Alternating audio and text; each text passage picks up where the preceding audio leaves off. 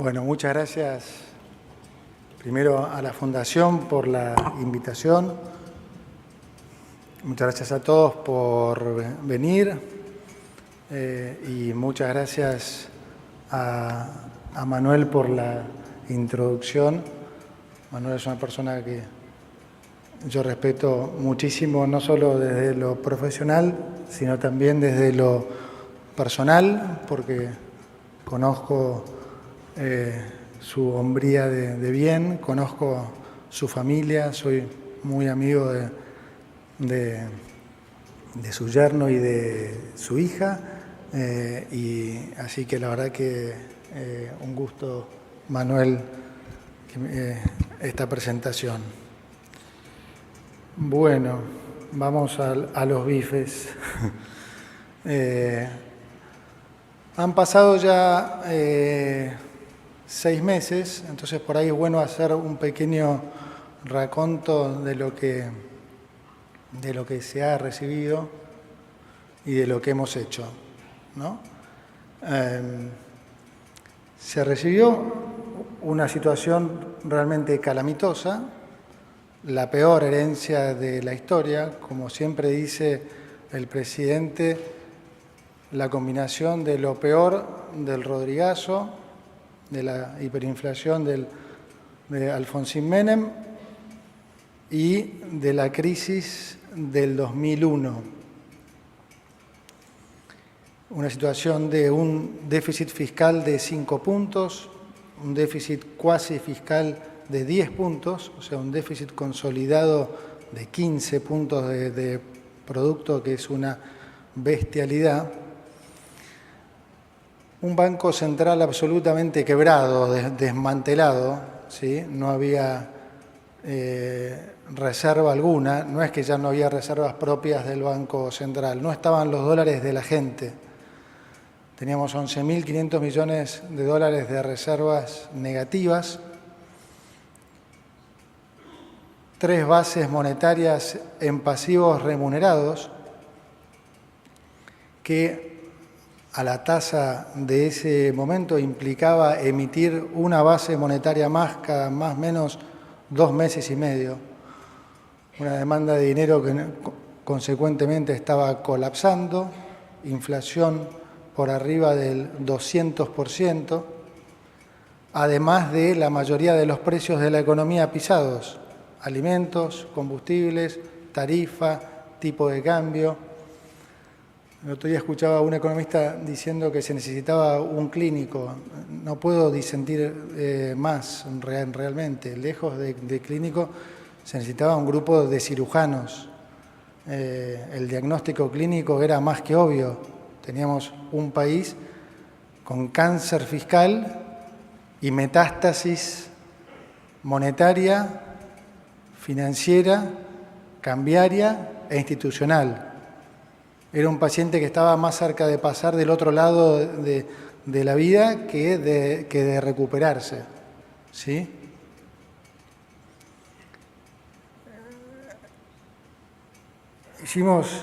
Tuvimos realmente que hacer todo un proceso, toda una cirugía que muy poca gente esperaba. Se hizo en un lapso de 5 o 6 meses, cosas que realmente no se hicieron en 100 años. El país tuvo la convicción de votar un presidente que se animó a hacer eso que algunos hoy quieren subestimar, pero que nadie hizo en 100 años, ¿no? Y se hizo, como digo, de una manera sumamente prolija y ordenada. Era realmente muy difícil desatar todos esos cables juntos. Se llegó al equilibrio fiscal en el mes 1, algo que en teoría era imposible hacer ni siquiera en los 4 años de mandato, ¿sí? Se bajó el déficit 5 puntos desde el primer mes. Y eso se logró, además, teniendo en cuenta a los más vulnerables. Todo lo que es asistencia directa, la asistencia universal por hijo, subió un 335%, al mismo tiempo que en este periodo, o sea, desde fin de noviembre a hoy, la inflación fue del 129%. Es decir, que la asistencia universal prácticamente se duplicó en términos reales. Subió también en términos reales la tarjeta alimentar, subió más de 1000% el plan primeros 1000 días. Cuando nosotros combinamos las tres cosas, lo que es estas asistencias directas, AUH, tarjeta alimentar, plan primeros 1000 días, esa combinación de las tres cosas, antes de que nosotros llegáramos, no cubrían la canasta básica familiar, apenas llegaban al 68%. Hoy la combinación de esos tres planes cubren el 118%. ¿Sí? También tuvimos que hacernos cargos de la deuda de energía que dejó el gobierno anterior, mucha plata. Y como digo, este déficit se corrigió desde el mes 1, ¿sí? Y se dijo, bueno, Caputo se sentó en la caja y demás. Es solamente enero. Bueno, tuvimos superávit de enero, tuvimos superávit febrero. Después era no, porque no le paga a Camesa. Le pagamos a Camesa y superávit en marzo, abril, mayo. Y así va a seguir porque este gobierno no va a renunciar al orden macroeconómico.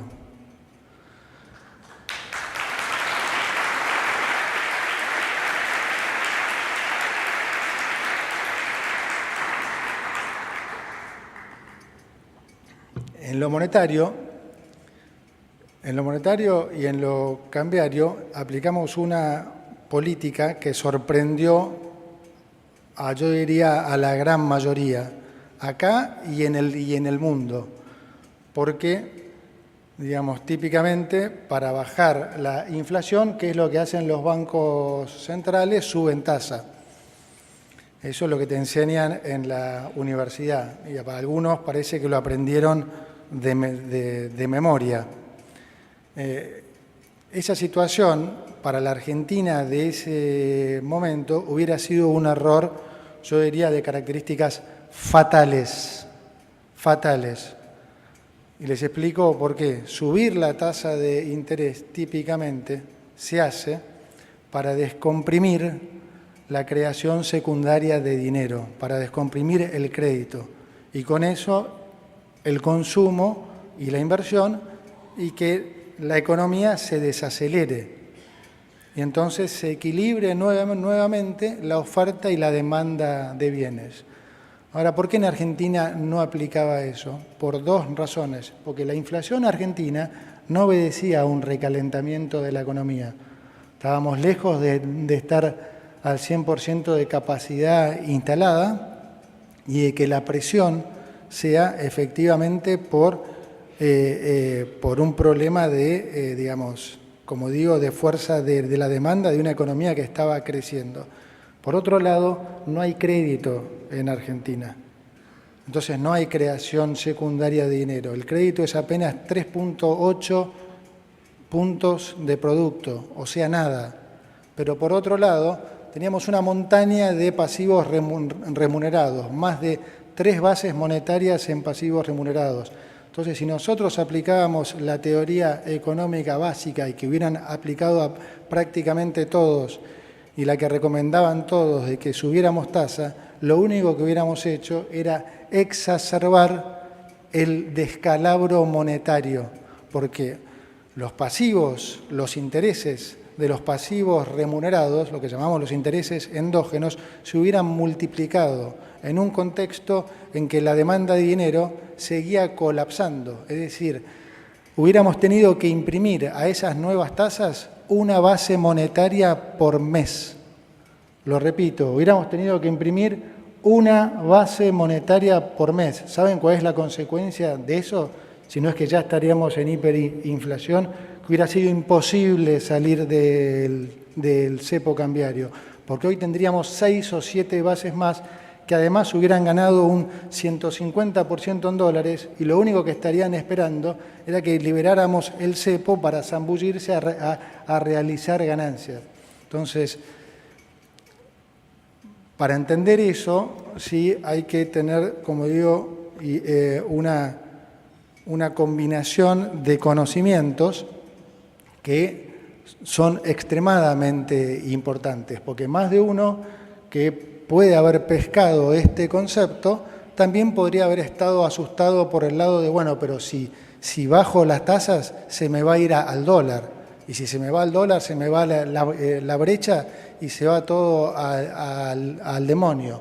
Bueno, nosotros sabíamos que íbamos a poder controlar eso, porque entre otras cosas diseñamos un producto financiero como el BOPREAL que, como expliqué cuando efectivamente lo hicimos público, tenía 3 funciones. Una era amortiguar la suba del tipo de cambio, con lo cual nosotros nos quedábamos tranquilos que no se nos iba a ir el tipo de cambio. Servía para absorber pesos y además servía para resolver el otro gran problema que nos habían dejado, que era el de la promesa de 60.000 millones de dólares que el Banco Central tenía que darle a los importadores. Otro ingrediente perfecto para una hiperinflación, porque imagínense a qué precio tenían que evaluar sus productos los importadores cuando desconocían su valor de reposición, porque la cadena entre el importador y el productor del exterior estaba quebrada, porque los importadores ya no estaban pagando, ¿sí? Entonces pongan todo eso en una coctelera y la hiperinflación efectivamente estaba a la vuelta de la esquina. Todo ese conjunto de medidas fue lo que hizo que la operación resultara exitosa. ¿Sí? Piensen que cada una de las crisis anteriores de la que les habla siempre el presidente y les acabo de mencionar, cada una de ellas, el Rodrigazo, el 88, el 89-90, el 2001, terminaron en megacrisis. Acá tuvimos la combinación de las 3, ¿sí? Y el paciente salió sano. Entonces, valoremos eso, porque cuando dicen no estamos creciendo, demás, no pongamos comparaciones que no son realistas, pongamos comparaciones, digamos, realistas. Y la realidad es que, como tal cual pensaba el 84% de la gente antes de que asumiéramos, el 84% de la gente pensaba que efectivamente íbamos a ir a una hiperinflación. Y digo un poco esto porque también quiero que entiendan que todo esto pasó por una razón, y es porque se hicieron los deberes. De vuelta, no es una casualidad que las cosas hayan mejorado, es una causalidad. La sorpresa para muchos que las cosas estén mejor, ¿sí?, no debiera ser tal. En todo caso, la sorpresa es que se hicieron los deberes que no se hicieron en 100 años, no las consecuencias. Cuando uno hace las cosas bien, las consecuencias son buenas. El problema argentino fue que durante 100 años nos metieron un cuento y durante 20 años directamente entramos en una estafa piramidal. Entonces,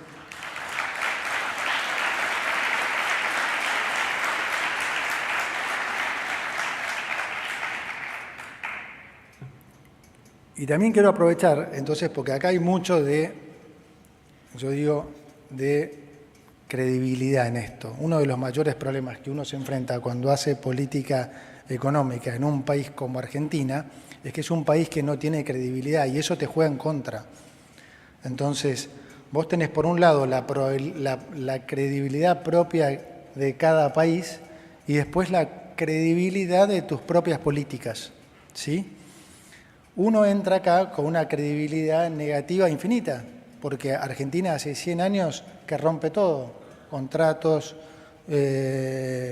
reglas, defaultea, saca 13 ceros a la moneda, digamos, todo lo que ya conocemos. Entonces, hay que compensar eso con la credibilidad de las medidas propias. Y entonces, eso es lo que nosotros hemos tratado de hacer desde el día 1, empezando por el presidente y siguiendo por el equipo económico. Es decir, nunca le hemos mentido a la gente, hemos hecho siempre desde el día 1 lo que dijimos que íbamos a hacer, y no solo eso, sino que los resultados han sido los que nosotros hemos dicho, no los que algunos de ustedes escuchan en televisión, que les ponen el micrófono porque son los 4 o 5 que, lo voy a decir brutalmente, no han pegado una, ¿no? Y siguen tratando de inculcarles mala vibra a todos y de buscar errores y de tratar de marcar cosas.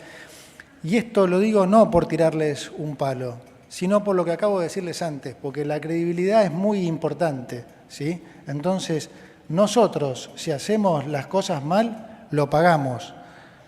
Del otro lado, decir cualquier cosa y no invocar una parece ser gratis, porque después siguen hablando como si no hubiera pasado nada, siguen dando cátedra, los mismos tipos que aún después de que anunciamos lo que íbamos a hacer, aún después de que lo anunciamos, siguieron sin entender nada. Todavía hoy no entienden ni lo que es un mopeal y siguen hablando.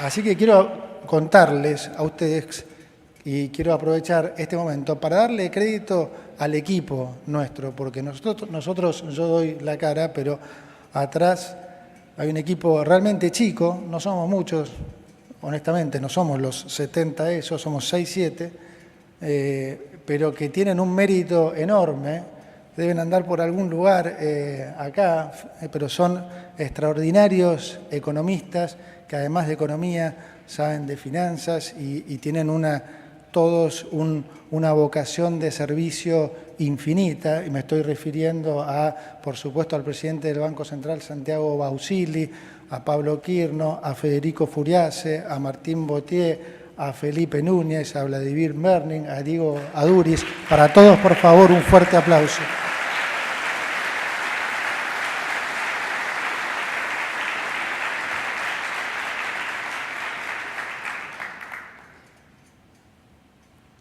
Bueno, yo creo que el resumen, si se quiere, más concluyente de esto es que pasamos de una hiperinflación casi garantizada a créditos hipotecarios en 5 meses. Es un cambio realmente, digamos, se hace.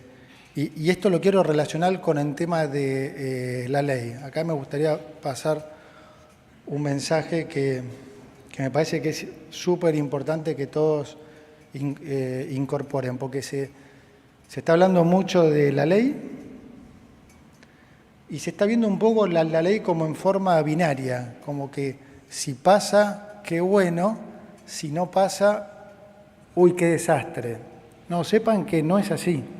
Es como dijimos siempre desde el día 1, es muy bueno que la ley pase, muy bueno, porque es una ley para los argentinos, es una ley que va a cambiar el país y sobre todo va a ser un acelerador, un potenciador de la recuperación de la situación económica.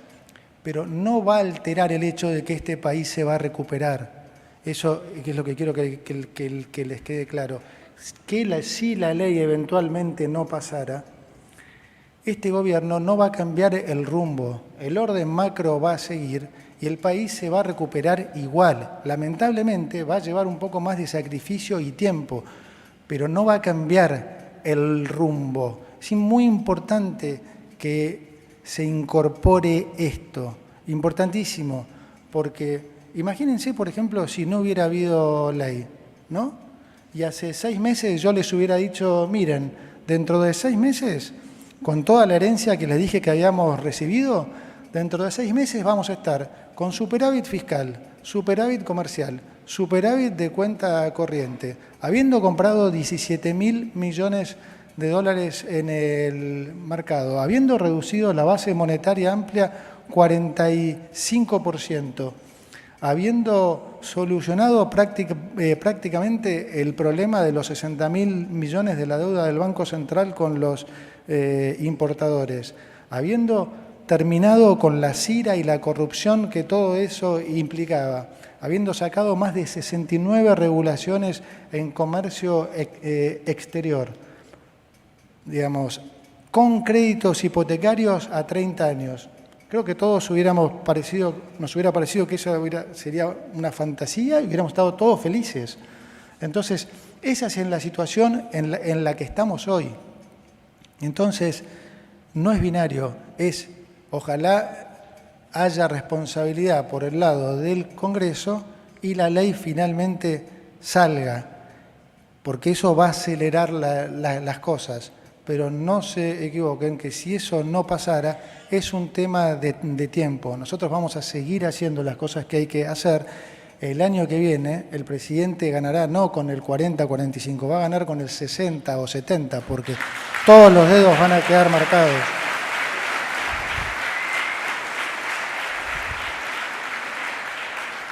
¿Saben lo que va a pasar con la ley? Todos los dedos van a quedar marcados, porque vuelvo a decir lo que dije el otro día en una entrevista. Todo el mundo, toda la oposición sabe que esta ley favorece a los argentinos y es la razón por la que mucha de la oposición no la quiere votar, por esa mezquinidad que tienen, porque hay gente que, por suerte digo, gracias a Dios, no todos, pero hay gente que efectivamente no tiene ningún interés en que al país le vaya bien. Están en política por negocio, para hacer plata, y ellos quieren manejar el negocio. Y para manejar el negocio, a vos te tiene que ir mal.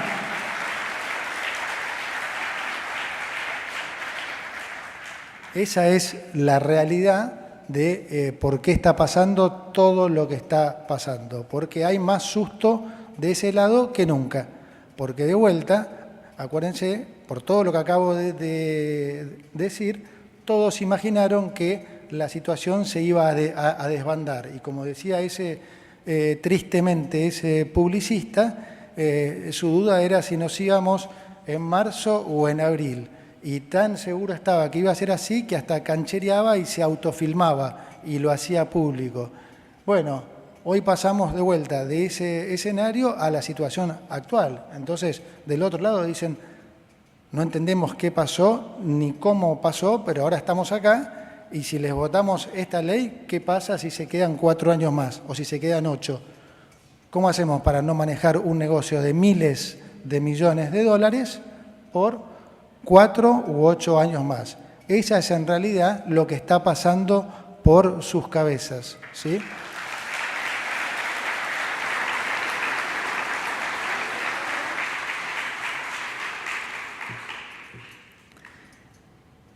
Pero no nos dejemos como argentinos, porque esto está haciendo realmente un trabajo de equipo fenomenal. Cuando digo de equipo es entre el presidente y su gabinete de ministros y la gente de bien. Porque lo que está aguantando, digamos, lo que está apoyando la gente es lo que también desconcierta a la oposición. La gente apoya el cambio y lo va a seguir apoyando y están haciendo un esfuerzo impresionante, pero ¿saben qué es lo que pasa esta vez? ¿Saben cuál es la diferencia? Hoy hay esperanza porque la mayoría entendió, la gran mayoría entendió que este es el camino correcto y que obviamente no se sale de 100 años de mal manejo económico y de 20 años de populismo en 6 meses.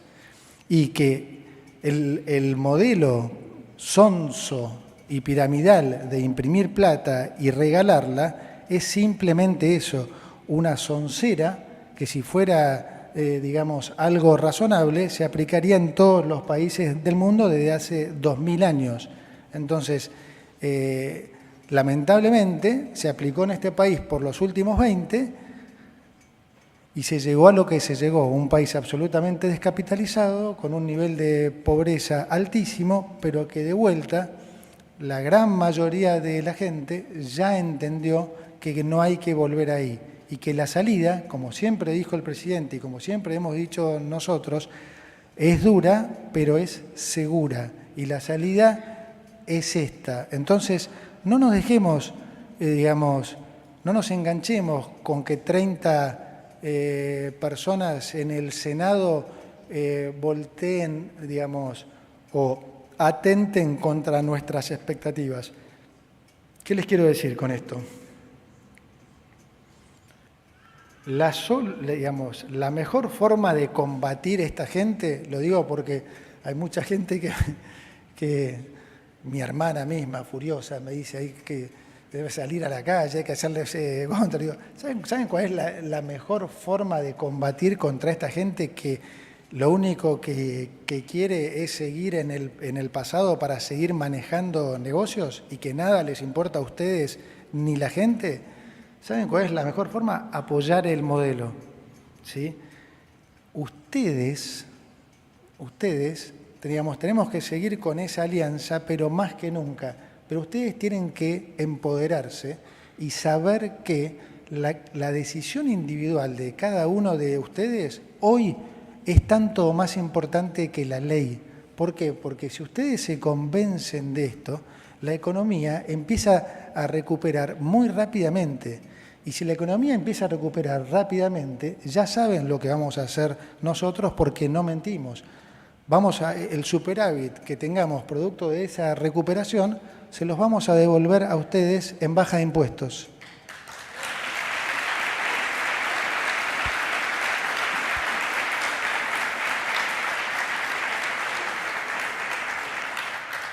Eso es lo que vamos a hacer y eso es lo que va a hacer que el país arranque y demos vuelta a 100 años de historia, porque la única cosa que siempre se dijo de Argentina, que es cierto, es que es un país rico. Si nosotros revertimos el ciclo, empezamos a crecer y empezamos a bajar impuestos, Argentina no lo para nadie, realmente. Entonces, yo digo, no nos enganchemos tanto con esto. Sepan que ustedes como empresarios, no solo como empresarios, sino como ciudadanos, tienen muchísimo para aportar. Empodérense, vuelvan y empoderen a sus hijos. Empecemos a ser mejores ciudadanos y confíen en que eso se va a traducir en mejores resultados, porque va a ser así. Va a ser así. Esto se va a traducir siempre en mejores resultados. Y una vez que el país arranque, en pocos años vamos a estar en otra Argentina, en una Argentina que ni nos imaginamos. Estamos cerquísima. ¿Saben por qué?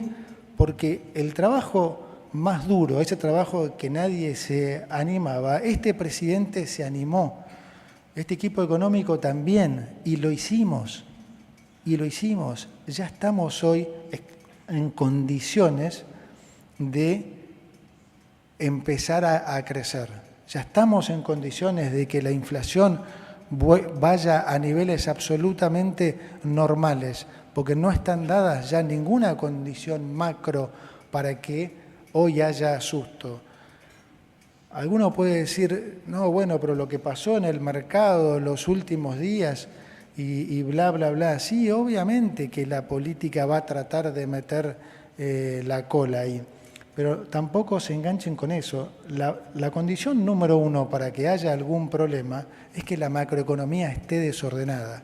Yo sé que mucha gente en el mercado y muchos de ustedes pueden pensar, no, yo las vi todas, esta la vi 50 veces. No, esta no la vimos nada 50 veces en Argentina. Yo también tengo casi 60 años. No la vimos nada 50 veces. En Argentina pasó muchas veces estas cosas, siempre porque la macroeconomía estaba desordenada. Entonces cualquier ruido político desestabilizaba, típicamente. Este es un caso atípico. La macroeconomía está ordenada. Entonces no se coman el cuento que porque la política hace ruido esta vez va a afectar. No lo va a hacer, ¿sí? Por todo lo que dije antes, porque tenemos superávit fiscal, comercial, de cuenta corriente y ya no hay ese sobrante de pesos para hacer daño. Entonces, estamos en una situación muchísimo más sólida, que además se llegó no por crisis, se llegó por decisión. Alguna vez estuvo en una situación así, como por ejemplo a la salida de la convertibilidad, pero producto de la crisis. Esta es la primera vez que estamos en una situación sólida porque los argentinos decidieron un cambio de rumbo. Entonces es absolutamente diferente. Sientan realmente esto que les estoy diciendo porque créanme que es la clave también de cuán rápido y cuán, digamos, pronunciadamente recuperemos. Está mucho más en ustedes, en sus decisiones personales y en ver esto como una oportunidad. Hoy hay una oportunidad histórica. Hay un presidente con un nivel de convicción que probablemente no se va a repetir nunca más en la historia. Hay un grupo de gobierno de ministros que han venido por vocación pública. Estamos terminando con todos los curros de la política, estamos terminando con la famosa casta política. Eso está generando, por supuesto, muchísimo ruido, por supuesto, muchísima resistencia y va a seguir generando. No nos achiquemos, no tengan miedo. Este país ya arrancó y con toda la ayuda de todos ustedes y con nuestro compromiso, créanme que en poco tiempo vamos a hacer un nuevo país. Muchas gracias.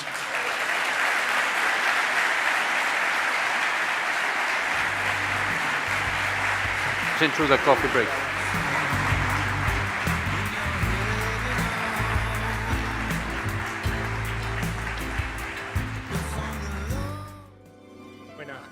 Buenos días. Veo que ahora sí me escuchan. Sí. Por lo menos está sonando por todos lados. Me toca a mí la parte de la charla con Luis Caputo, hacer las preguntas. Espero que sean también de interés de ustedes. No voy a ser muy condescendiente, porque creo que justamente lo que la gente quiere escuchar son las dudas que plantean todos los días ante la opinión pública otros colegas o los medios, ¿no? En ese sentido, cuando veníamos entrando, que te atacaron los periodistas acá en la puerta, la pregunta que más te hacían es sobre la suba del dólar, ¿no? Y claramente uno entiende eso porque cuando la gente ve subir el dólar, inmediatamente, a pesar de que muchos economistas no lo entienden, piensa los pesos que tengo en el bolsillo están perdiendo valor, ¿no? Y claramente eso asusta a la gente. A mí me asusta por eso y también me asusta porque a veces pienso, bueno, acá hay una promesa de ir a una unificación cambiaria lo más rápidamente posible, una unificación cambiaria que, según plantea el gobierno, va a ser con una suba irrelevante, ¿sí? Alguna suba, pero irrelevante del tipo de cambio oficial, y en la medida que se agranda la brecha, eso suena cada vez como más lejano, ¿no? ¿Cómo ves los instrumentos que ustedes tienen como para que esa brecha vuelva a bajar y vuelva a acercarse al dólar oficial para que ese salto el día de la unificación sea verdaderamente relevante? Bueno, primero, déjame decirte que, y no quiero sonar arrogante ni mucho menos, que a mí no me asusta. Y no me asusta por lo que les dije antes. Conozco bien el paño, he pasado por 500 crisis en todos los países del mundo. La condición sine qua non para que haya una crisis es que haya desorden macro. Es condición necesaria. Hoy no lo hay, de ningún tipo. Entonces, seguro no va a haber crisis. Vos me decís, bueno, pero todo lo que pasó en la política las últimas 2 semanas hizo que el dólar pasara de 1.100 a 1.280 y que el riesgo país pasara de 1.200 a 1.500. ¿Es atribuible a la política? Sí, prácticamente en su totalidad es atribuible a la política. Es una lástima. ¿Por qué? Porque mayo, en realidad, fue un mes espectacular. Piensen que hasta antes de este ataque político, el riesgo país estaba en 1.200 y el dólar en 1.100. Y mayo fue un mes de prácticamente récord de superávit fiscal y además la inflación bajó prácticamente a la mitad con respecto a abril. Para los que también decían que no podía bajar de 7, bueno, empieza con 4 el número. Entonces, la realidad es que había sido un mes bárbaro y que si se hubiera aprobado la ley, ya seguramente estaríamos con el riesgo país en un nivel probablemente 1.000 o por debajo de 1.000. Ahora bien, lo demoró, nada más. De vuelta, no cambia eso. ¿Por qué lo hizo la política? Porque no es tonta, por esto mismo, por lo que expliqué antes, porque ellos están acá para que a ustedes les vaya mal, para que a nosotros nos vaya mal, para que al gobierno les vaya mal y consecuentemente a ustedes les vaya mal. No se coman ningún otro cuento, no hay ninguna otra razón. Todo lo que ustedes ven en el Congreso, de los pataleos y gritos, y esto y lo otro, son todas puestas en escena. Son puestas en escena. Lo único que importa ahí para muchos de los que discuten esto es la plata. Si les llevan valijas, si arreglan algo para sus provincias, si le das puestos, si le das cajas. Eso es lo que ellos llaman hacer política, que nosotros decimos llamar a hacer en todo caso mala política. Pero eso es lo que es. Entonces,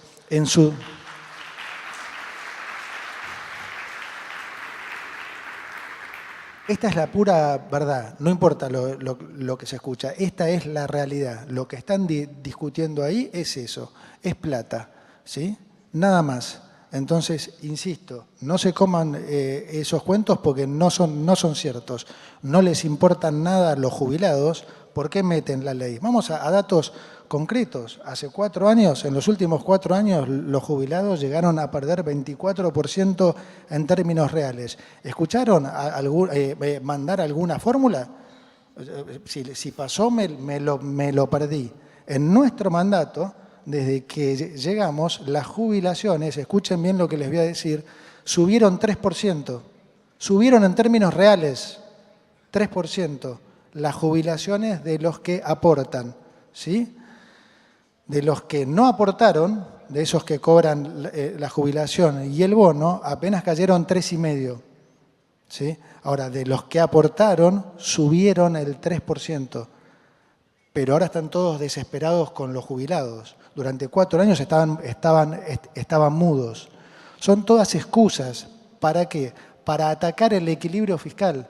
Porque saben que esto está funcionando y lo quieren, como diría el presidente, torpedear. Entonces hay que hacer algo para que esto no funcione. Esa es la realidad de lo que hacen. Cuando voten van a quedar todos los deditos marcados. No nos enganchemos más. Si hay que esperar un año más, se esperará. Lo único que pueden estar seguros es que nosotros no nos vamos a desviar del curso. Entonces, todo esto va en todo caso a generar alguna demora y no mucho más. Con respecto al dólar y eso, digamos, seguramente puede haber un poco más de volatilidad, pero como te digo, no hay asidero económico para que pase nada. El cuento de ya la vi porque vi muchas crisis, no subestimen los fundamentals. Vieron todas esas cosas siempre porque Argentina siempre fue un país que ignoró los fundamentals. Siempre la economía estuvo supeditada a la política. Siempre la política mandó sobre la economía. Esta es la primera vez que la economía manda sobre la política. Entonces,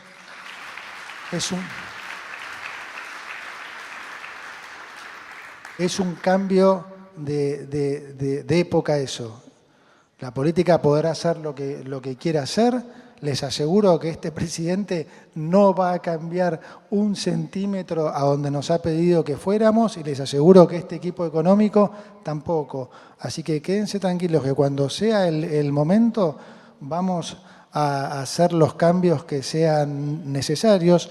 Nosotros ahora estamos en el proceso de la reevaluación del fondo, que va a ser el 13, y a partir de ahí empezaremos a negociar con ellos un nuevo programa, que ya se los hemos contado en su momento, porque es un programa que tenemos desde agosto del año pasado, y yo personalmente se lo conté al fondo en octubre, en noviembre, o sea que no va a ser algo nuevo para ellos. Probablemente llevará un poco de tiempo, pero no lo estamos anunciando ahora porque lógicamente primero hay que acordarlo con el fondo y eventualmente tratar de que con ese nuevo programa llegue nueva plata, porque como dije, para salir del cepo se tienen que cumplir 4 condiciones, que son que haya equilibrio fiscal, haber solucionado el problema de los stocks heredados de los stocks de demanda de dólares heredados de la administración anterior, solucionar el problema de los flujos. Piensen que hoy las pymes ya pueden, adquirir dólares a 30 días, pero todavía el cronograma sigue siendo 30, 60, 90 y 120 para las empresas más grandes. Yo diría que el 75% de ambos está solucionado. Y el cuarto punto es que haya una relación razonable, que en su momento diremos cuál, entre la cantidad de reservas en el Banco Central y los pasivos remunerados. Entonces, todavía no estamos ahí. La que se cumple más contundentemente es la del equilibrio fiscal. La segunda y la tercera están en mayor medida resueltas.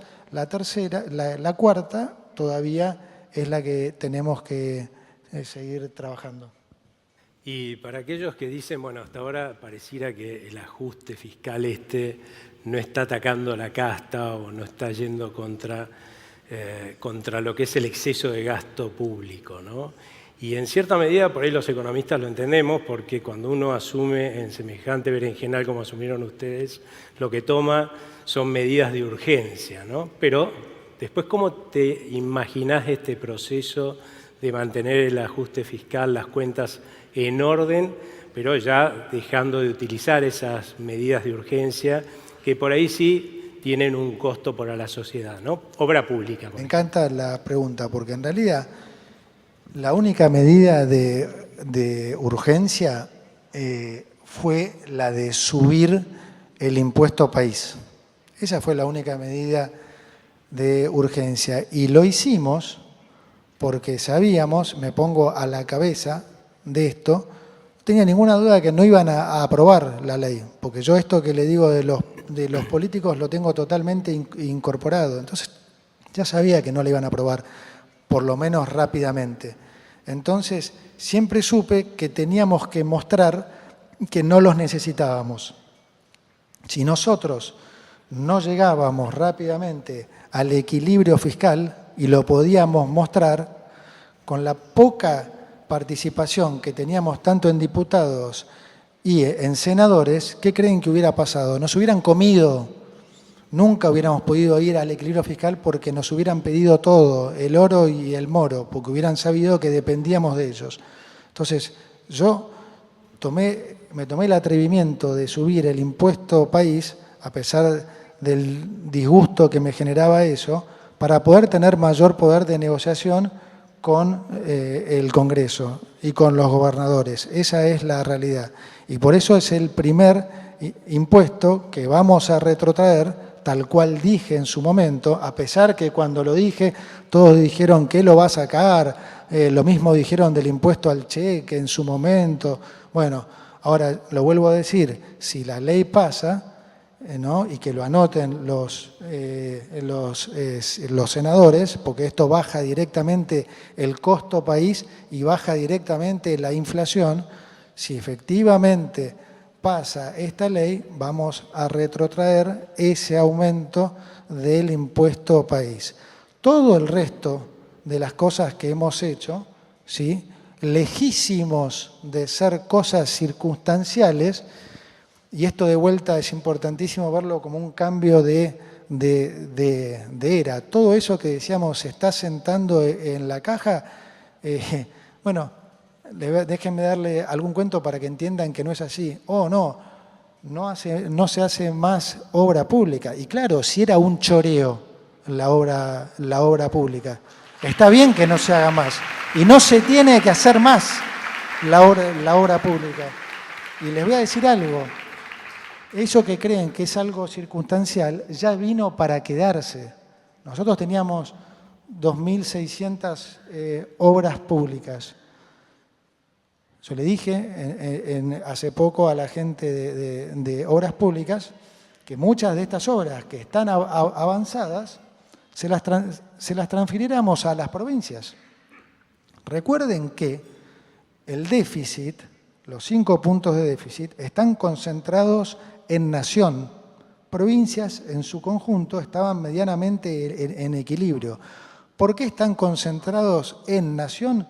Porque Nación usa todas estas cosas para hacer política, ¿sí?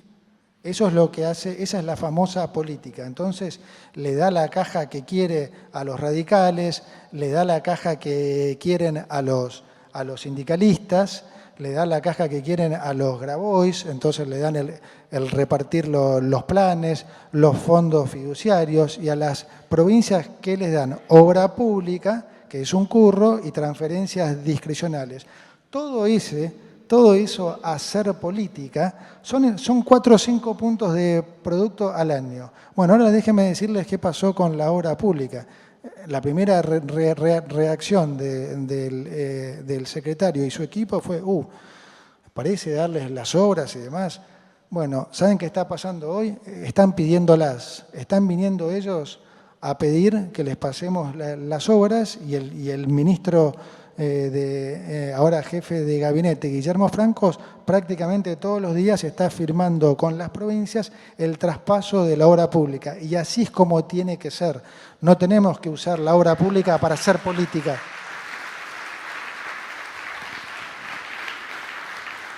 ¿Saben cuánto van a seguir siendo las transferencias discrecionales? 0. Van a seguir siendo 0.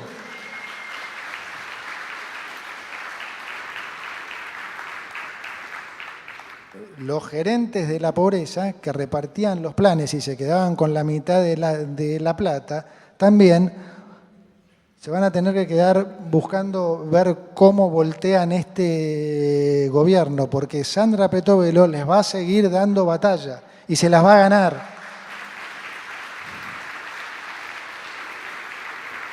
Entonces, todo lo que creen que era licuadora y demás, es todo un cambio fundamental que vino para quedarse. Esta reducción del déficit vino para quedarse. Por eso las cuentas siguen cerrando y cada vez estamos mejor. Y déjenme decirles algo, la última semana en particular vinieron varios gobernadores a verme, varios. Le pido disculpas a algún gobernador si los mando al frente, pero tienen sonrisa de oreja a oreja. O sea, están, no digo nadando en plata, pero con excepción de Buenos Aires, que tenemos un muy mal administrador, un gastador serial, el resto de las provincias están realmente, yo les diría casi disfrutando este momento. Pasó hasta la paradoja que vino el gobernador de Santa Cruz, una provincia que manejada por Alicia Kirchner se aburrió de pedir plata, vino a cancelarnos deuda. A cancelarnos deuda vino. ¿Sí? Los buenos administradores han hecho ajuste, lamentablemente algunos han subido impuestos, ¿sí?